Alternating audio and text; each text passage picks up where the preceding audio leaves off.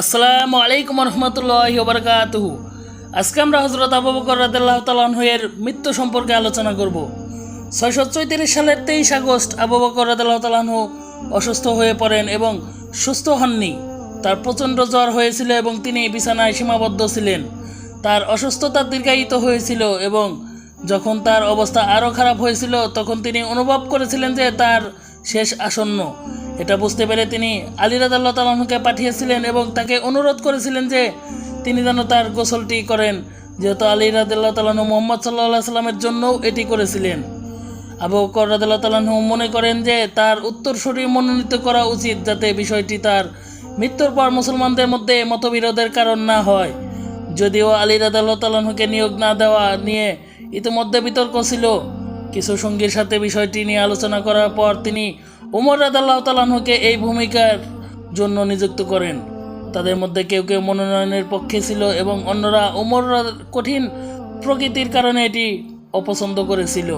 এভাবে আবু বকর রাদিয়াল্লাহু তাআলা আনহু উসমান ইবনে আফফানের কাছে তার শেষ প্রমাণ নিম্নরূপ নির্দেশ করেছেন: পরম দয়ালু আল্লাহর নামে, আবু বকর রাদিয়াল্লাহু তাআলা আনহু এবং আবু কুহাফার শেষ ইচ্ছা ও নিয়ম, যখন তিনি পৃথিবীর শেষ ঘন্টায় আছেন এবং পরবর্তীদের মধ্যে প্রথম যে ঘন্টায় কাফেরকে বিশ্বাস করতে হয়, দুষ্টরা তাদের মন্দ পথে নিশ্চিত হবে, আমি উমর ইবনে আল খাত্তাবকে তা আমার উত্তরসূরি হিসেবে মনোনীত করছি।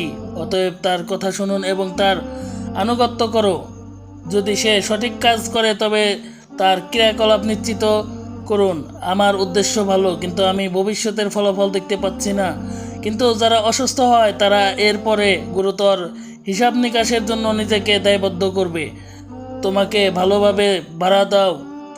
আপনি কখনো আশীর্বাদের ঐশ্বরিক অনুগ্রহ দ্বারা উপস্থিত থাকুন।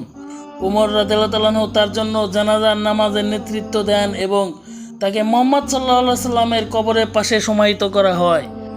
উমাইয়া খলিফা প্রথম ওয়ালিদের শাসনামলে আবু বকর রাদিয়াল্লাহু তাআলা আনহু এর সমাধিস্থল অন্তর্ভুক্ত করার জন্য আল মসজিদ আন নাবাইয়্যু সম্প্রসারিত করা হয়। সমাধির উপরে সবুজ গম্বুজটি ত্রয়োদশ শতাব্দীতে মামলুক সুলতান আল মনসুর কালাউন দ্বারা নির্মিত হয়েছিল, যদিও ষোড়শ শতাব্দীতে উসমানীয় সুলতান সুলাইমান দা ম্যাগনিফিসেন্টের শাসনামলে সবুজ রং যুক্ত হয়েছিল। আবু বকর রাদিয়াল্লাহু তাআলা আনহু সংলগ্ন সমাধিগুলোর মধ্যে মুহাম্মদ সাল্লাল্লাহু আলাইহি সাল্লাম, ওমর এবং ঈসার জন্য সংরক্ষিত একটি খালি সমাধি রয়েছে।